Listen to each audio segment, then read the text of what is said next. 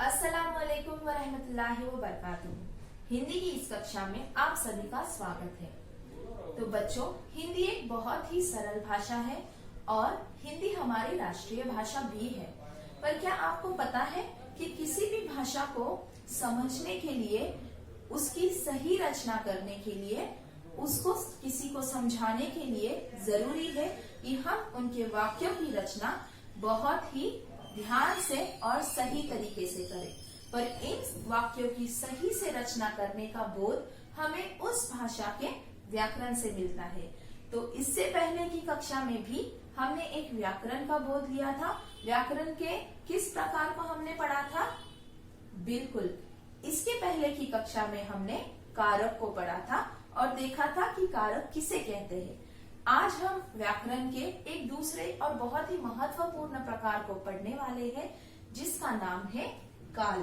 तो आज की हमारी इस सरल व्याकरण बोध कक्षा में हमारा विषय है काल। तो बच्चों, काल को समझना बहुत ही आसान है, आप बहुत जल्दी समझ जाएंगे और उम्मीद है कि इस कक्षा के बाद आपको ये पता होगा कि काल किसे कहते हैं और काल के भेद क्या है। आइए देखते हैं कि काल किसे कहते हैं और काल की परिभाषा क्या है। काल का अर्थ होता है समय। बहुत ही सरल है, काल का अर्थ होता है समय। क्रिया के जिस रूप से, क्रिया आपको पता है, क्रिया का मतलब होता है वर्ब, यानी कि कोई भी काम करना। क्रिया के जिस रूप से उस कार्य के होने के समय का पता चलता है, उसे काल कहते हैं। अगर कोई भी चीज हो रही है, कोई भी क्रिया या कार्य हो रहा है, तो उस कार्य के होने के समय से जो पता चलता है, उस कार्य के होने के समय का जो हमें पता चलता है, उसे हम काल कहते हैं। तो ये बहुत ही आसान परिभाषा है कि किसी भी क्रिया के होने के समय का जब हमें पता चलता है तो हम उसे काल कहते हैं। क्रिया के रूप क्या होते हैं, इस कक्षा में हम आगे पढ़ेंगे। सबसे पहले देखते हैं काल के कितने भेद होते हैं। काल के भेद यहाँ हमें दिखाई दे रहा है कि काल के 3 भेद लिखे हैं। तो काल के महत्वपूर्ण 3 भेद होते हैं। सबसे पहले काल का भेद है भूतकाल। सबसे पहला काल का भेद है भूतकाल और दूसरा है वर्तमान काल, तीसरा है भविष्यत काल। तो काल के कितने भेद होते हैं? बिल्कुल सही, काल के 3 भेद होते हैं और वो कौन से हैं? भूतकाल, वर्तमान काल और भविष्यत काल। ये काल के 3 भेद हैं। तो आइए अब हम इन काल के भेद को, इन तीनों काल के भेदों को समझने की कोशिश करते हैं। सबसे पहले भूतकाल। हमें देखना है कि भूतकाल किसे कहते हैं और हम कैसे समझेंगे वाक्यों में कि क्रिया भूतकाल में हो रही है। जैसे आपने यहाँ देखा भूतकाल, इस भूतकाल शब्द को हमने 2 अलग अलग शब्दों में बांट लिया है। सबसे पहला है भूत और दूसरा है काल। जैसे भूत का अर्थ होता है बीता हुआ, भूत का अर्थ होता है बीता हुआ और काल का अर्थ होता है समय। तो भूतकाल का अर्थ हुआ बीता हुआ समय। बहुत ही आसान है। भूतकाल का अर्थ है बीता हुआ समय। कोई भी चीज अगर इस समय से पहले के समय में हो चुकी है तो वो भूतकाल में हुई है। तो भूतकाल की बहुत ही आसान सी परिभाषा क्या है? बीता हुआ समय। कोई भी चीज जो अभी के इस समय से पहले हो चुकी है, उसे हम भूतकाल कहते हैं। क्रिया का कोई भी रूप, क्रिया का रूप अगर हमें बताता है कि ये क्रिया हो चुकी है, उसे हम भूतकाल कहते हैं। आइए अब हम देखते हैं वर्तमान काल की परिभाषा क्या है। वर्तमान काल की परिभाषा समझने के लिए हमें वर्तमान काल इस शब्द को समझना बहुत जरूरी है। वर्तमान का मतलब होता है उपस्थित, अभी जो प्रेजेंट है, अभी का वक्त, और मौजूद जो वक्त चल रहा है। तो वर्तमान का मतलब होता है उपस्थित, काल का मतलब होता है समय, जो अभी का मौजूद समय, जो उपस्थित समय में जो चीज हो रही है उसे हम वर्तमान काल कहेंगे। बच्चों, जो चीज दैनंदिन जीवन में रोज होती है वो सारी चीजें वर्तमान काल में होती है। जैसे सूरज उगता है, जैसे छात्र स्कूल जाते हैं, ये सारी चीजें वर्तमान काल में होती है। तो वर्तमान काल की परिभाषा क्या है कि क्रिया के जिस रूप से हमें उस क्रिया का वर्तमान में होना पता चलता है उसे हम वर्तमान काल कहते हैं। बहुत ही आसान है। जो चीज हो चुकी है बीते हुए समय में उसे हम भूतकाल कहेंगे। जो चीज वर्तमान में अभी मौजूद समय में हो रही है उसे हम वर्तमान काल कहेंगे। आइए अब हम देखते हैं कि काल का तीसरा भेद क्या है। काल का तीसरा भेद है भविष्यत काल। भविष्यत काल को हमने कैसे बांटा है और उसका मतलब क्या है देखते हैं। भविष्यत का मतलब होता है आने वाला, जो अभी आया नहीं है, नहीं हो चुका है, अभी आएगा। भविष्यत का मतलब है आने वाला। काल का मतलब होता है समय, आने वाला समय। तो देखते हैं कि भविष्यत काल की परिभाषा इससे क्या होती है। क्रिया के जिस रूप से उस कार्य के भविष्य में होने का पता चले उसे भविष्यत काल कहते हैं। क्या कहते हैं? क्रिया के जिस भी रूप से, क्रिया के रूप अब हम पढ़ेंगे, पर क्रिया के जिस भी रूप से उस कार्य के भविष्य में होने का पता चले उसे हम भविष्यत काल कहते हैं। तो इस यहाँ पे जो दिखाई दे रहे हैं तीनों भेद, इसे हम एक बार फिर पढ़ लेते हैं। उसके बाद हम देखेंगे क्रिया के रूप कैसे हमें समय के बारे में बताते हैं। भूतकाल यानी बीता हुआ समय। कोई भी क्रिया या कोई भी काम अगर बीते हुए समय में हो चुकी है, हो गई है, होकर खत्म हो गई है, तो हम उसे भूतकाल कहेंगे। कोई भी चीज अगर वर्तमान या मौजूद समय में हो रही है तो उसे हम वर्तमान काल कहेंगे। कोई भी कार्य, कोई भी चीज अगर आने वाले समय की बात बता रही है कि वो आने वाले समय में होगी तो हम उसे भविष्यत काल कहते हैं। बहुत ही आसान है। सबसे पहले हम देख लेते हैं काल क्या था। काल का मतलब था समय। क्रिया के जिस भी रूप से उसके उस कार्य के होने का समय पता चलता है हम उसे काल कहते हैं। काल के तीन भेद हमने देखे, भूतकाल, वर्तमान काल और भविष्यत काल। हमने देखा भूत का मतलब होता है बीता हुआ, काल का मतलब होता है समय, तो भूतकाल का मतलब हुआ बीता हुआ समय। वैसे ही वर्तमान काल, वर्तमान का मतलब होता है उपस्थित, प्रेजेंट। काल का मतलब फिर से समय, तो मौजूद, उपस्थित और वर्तमान समय में की जाने वाली, होने वाली घटनाएं वर्तमान काल में आती है। तीसरा है, हमने देखा भविष्यत काल। भविष्यत का मतलब हमने देखा कि आने वाला, और काल का मतलब है समय, तो आने वाला समय यानी कि कोई भी कार्य या चीज आने वाले समय में होगी तो वो भविष्यत काल कहलाएगी। आइए बच्चों, अब जब हमने काल, काल के भेद और काल के भेदों को समझ लिया है तो अब हम देखते हैं क्रिया के रूप। क्रिया के रूप, मैंने खाना खाया। यहाँ पे अगर आप देखेंगे तो खाया, यह शब्द हमें क्या बता रहा है? खाया एक क्रिया है, खाना एक एक्शन है, एक वर्ब है, एक क्रिया है। पर जो खाया है वह क्रिया का रूप हमें बताता है कि क्रिया हो चुकी है। वह खाना खा चुका है, वह अभी खा नहीं रहा है, पर वह खाना खा चुका है। इसका मतलब है यह क्रिया बीते हुए समय की बात बता रही है। तो मैंने खाना खाया, इस वाक्य में खाया यह क्रिया का रूप हमें बताता है कि यह क्रिया हो चुकी है। और जब यह क्रिया बीते हुए समय में हो चुकी है तो बीता हुआ का मतलब तो भूत होता है, और काल समय, तो बीता हुआ समय भूतकाल। तो यह क्रिया, इस क्रिया के रूप ने हमें बताया कि यह वाक्य में जो भी क्रिया हो रही है वह भूतकाल में हो गई है।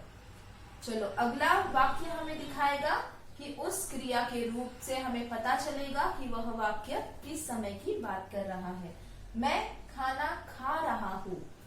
अब यहाँ हमने देखा था कि मैंने खाना खाया, बीते हुए समय की बात थी। अब यहाँ कह रहे हैं मैं खाना खा रहा हूँ। अब यहाँ जब खा रहा हूँ ये शब्द हमें बताते हैं, ये खाना एक क्रिया है, खा रहा हूँ ये क्रिया का रूप हमें बताता है कि क्रिया हो रही है। यह क्रिया का रूप हमें बताता है कि यह क्रिया मौजूद, उपस्थित और वर्तमान समय में की जा रही है। तो मैं खाना खा रहा हूँ बता रहा, इस क्रिया के रूप से हमें बोध होता है कि क्रिया हो रही है। आइए हम देखते हैं अगले वाक्य में किस समय का बोध होता है। मैं खाना खाऊंगा। यहाँ पे खाऊंगा क्रिया का रूप है। खाऊंगा इस क्रिया के रूप से पता चलता है कि वह आने वाले समय की बात चल रही है, आने वाले, आगे, शाम में, कल या उस वक्त के बाद वह खाना खाएगा। तो वह कह रहा है मैं खाना खाऊंगा, यानी कि जिस भी क्रिया के रूप में आने वाले समय की बात होती है वो हमारा भविष्य काल कहलाता है। तो यहाँ क्रिया के रूप हमें बोध देते हैं कि वह वाक्य किस काल से संबंध रखता है। मैंने खाना खाया, इस क्रिया के रूप ने हमें बताया कि क्रिया हो चुकी है बीते हुए समय में, तो वह भूतकाल कहलाएगा। मैं खाना खा रहा हूँ, यह वाक्य बताता है कि यह क्रिया हो रही है अभी वर्तमान में। तो जो क्रिया उपस्थित या मौजूद समय में हो रही है, वर्तमान में हो रही है, वह वर्तमान काल का बोध देता है। यह वाक्य वर्तमान काल में आएगा। मैं खाना खाऊंगा, क्योंकि अभी ये काम आने वाले समय में होगा, तो यह खाऊंगा क्रिया का रूप हमें बोध देता है कि क्रिया अभी हुई नहीं है, अभी आने वाले समय में होगी, यानी कि भविष्य में होगी। तो यह भविष्य काल का बोध देता है। तो आपने जाना कि कैसे क्रिया के रूप हमें बताते हैं कि वह वाक्य, यह क्रिया या कार्य किस समय, किस काल में हो रही है और हमें किस काल का बोध देते हैं। तो हमने देखा जैसे जो भूतकाल की क्रिया है वह क्रिया हो चुकी होती है। जब क्रिया हो चुकी होती है तो वह हमें भूतकाल का बोध देते हैं। जब क्रिया हो रही है तो हमें वर्तमान काल का बोध मिलता है, और जब क्रिया होने वाली होती है आने वाले समय में तो हमें भविष्य काल का बोध होता है। तो भूतकाल, वर्तमान काल और भविष्य काल। जबकि भूतकाल में क्रिया हो चुकी है, वर्तमान काल में क्रिया अभी हो रही है और भविष्य काल में क्रिया आने वाले समय में होगी। तो बच्चों आज हमने क्रिया यानी कि क्रिया काल का अर्थ जाना, काल को पहचानना कैसे, उसकी परिभाषा क्या है वो जाना, काल के भेद कितने होते हैं जाना, और उन भेदों को हमने समझा। और हमने देखा कि कैसे क्रिया के रूप हमें काल का बोध देते हैं। अब हमें उदाहरणों को देखना है। आप सब अभी तो काल को पहचानना सीख गए होंगे, अगर नहीं तो हमें यहाँ पे क्रिया के रूप ढूंढकर उनको यहाँ लिखे हुए शब्दों से, यहाँ लिखे हुए काल से जोड़कर देखना है और हम अपना उत्तर ढूंढ पाएंगे। सबसे पहले उदाहरण है ठंडी हवा चल रही है। सबसे पहले हमें यहाँ पे क्रिया के रूप ढूंढने हैं। ठंडी हवा चल रही है, चल रही है यह शब्द क्रिया के रूप है। तो अभी आप बताइए क्या क्रिया हो चुकी है? नहीं। क्या क्रिया हो रही है? रही है। क्या क्रिया हो रही है? बिल्कुल। अभी वर्तमान काल में उपस्थित और मौजूद समय में यह क्रिया हो रही है। तो हमारा सबसे पहला उदाहरण वर्तमान काल को दर्शाता है। तो ठंडी हवा चल रही है, क्या है?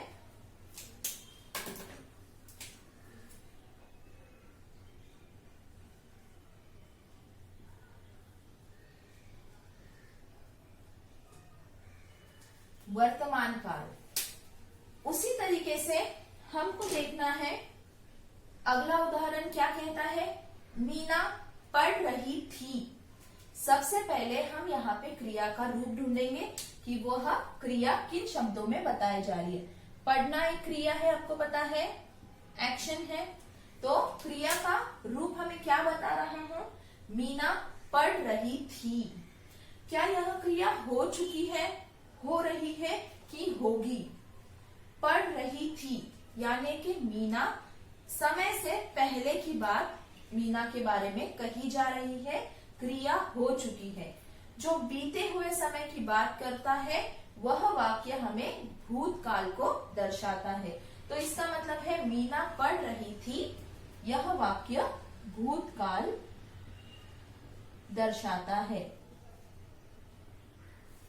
अब आइए देखते हैं अगले उदाहरण में क्या बोध मिलता है। बच्चे खेल रहे हैं। बच्चे खेल रहे हैं में खेलना क्रिया है, खेल रहे हैं क्रिया के रूप से हमें किस समय का बोध हो रहा है? क्या क्रिया हो चुकी है? नहीं। क्या बच्चे खेल चुके हैं? बिल्कुल नहीं। क्या क्रिया हो रही है? जी हाँ, अब भी बच्चे खेल रहे हैं, यानी कि उपस्थित समय में, मौजूदा समय में, वर्तमान के समय में यह क्रिया हो रही है। तो यह वाक्य हमें वर्तमान काल का बोध देता है। तो बच्चे खेल रहे हैं वर्तमान काल दर्शाता है। ठीक है, आइए देखते हैं अगले उदाहरण में क्या बोध मिलता है, किस काल के बारे में कहा गया है। निशा डॉक्टर बनेगी। सबसे पहले हमें क्रिया को ढूंढना है। यहाँ बनना क्रिया है, निशा डॉक्टर बनेगी। क्या निशा डॉक्टर बन चुकी है? बिल्कुल नहीं। क्या निशा डॉक्टर अभी बन रही है? बिल्कुल नहीं। निशा के बारे में क्या ये कहा जा रहा है कि निशा आगे भविष्य में डॉक्टर बनेगी? जी हाँ, बनेगी इस क्रिया के रूप से हमें ये बोध मिलता है कि आने वाले समय की बात की जा रही है। आने वाला समय होता है भविष्य, भविष्य काल का बोध हमें इस वाक्य से मिलता है।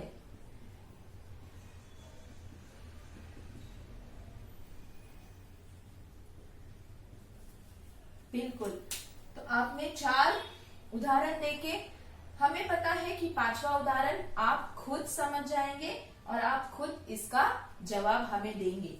बस खराब हो गई थी। अब यहाँ पे सबसे पहले हम क्रिया का रूप ढूंढेंगे। हो गई थी, खराब होना एक क्रिया है। तो अब हम देखेंगे बस खराब हो गई थी, इस वाक्य से हमें किस समय का बोध मिलता है। यहाँ पे देखिए, हो गई थी। क्या अभी बस खराब होने वाली है? नहीं। क्या बस खराब हो रही है? नहीं, बल्कि बस खराब हो गई थी यानी एक बीते हुए समय की बात चल रही है। जैसे कि हम देख सकते हैं बीता हुआ समय, बीता हुआ का मतलब होता है भूत और समय होता है काल। तो बस खराब हो गई थी जो कि वक्त से पहले की या फिर पिछले कल की बात हो रही है, पहले की बात हो रही है। तो इस वाक्य से हमें भूतकाल का, बीते हुए समय का बोध मिलता है। तो यह वाक्य कौन सा काल दर्शाता है? बिल्कुल, यह वाक्य दर्शाता है कि यह भूतकाल में हो चुका है। तो आपने देखा कि काल पहचानना कितना आसान है। आपको बस याद रखना है कि उस शब्दों का, उस काल का अर्थ क्या है। और हमने देखा कि क्रिया के रूप से कैसे हमें समय का या काल का बोध होता है और बहुत ही आसानी से हम पहचान सकते हैं कि वह वाक्य किस काल में लिखा गया है या कार्य किस काल में हुआ है। अब आपको एक बहुत ही सिंपल नोट, सरल टिप्पणी यहाँ पे ध्यान में रखना बहुत जरूरी है। काल को उसके क्रिया के रूप से पहचाना जा सकता है। आपको सबसे पहले वाक्य देखने के बाद ढूंढना है कि क्रिया का रूप क्या है। उसमें क्रिया के रूप को आप ध्यान से देखिए और क्रिया का रूप आपको बताएगा कि वह कार्य किस समय में हो रहा है। और जैसे कि आपको तीनों भेद अब पता चल गए हैं, आपके लिए ये जानना बहुत आसान हो जाएगा कि वाक्य किस काल में हुआ है। तो बच्चों, आज हमने जाना कि काल क्या होता है, काल के भेद कितने हैं, काल के भेदों को हमने समझा, काल के भेदों को समझने के लिए क्रिया के रूप को भी हमने समझा और कैसे क्रिया के रूप के सहायता से हमने काल को पहचान लिया और हमने उदाहरण भी देखे। जरूर इसके बाद अगर आप कभी भी वाक्यों को देखेंगे, उम्मीद है कि आपको इन सब की सहायता से उसे पहचानना, हल करना आसान होगा। तो आज की इस कक्षा में हमने काल पढ़ा और आज के बाद काल के हर सवाल को आप सब बहुत ही सरलता से हल कर लेंगे। तो आज की कक्षा में बस इतना ही। अब हम मिलते हैं अगली कक्षा में। धन्यवाद।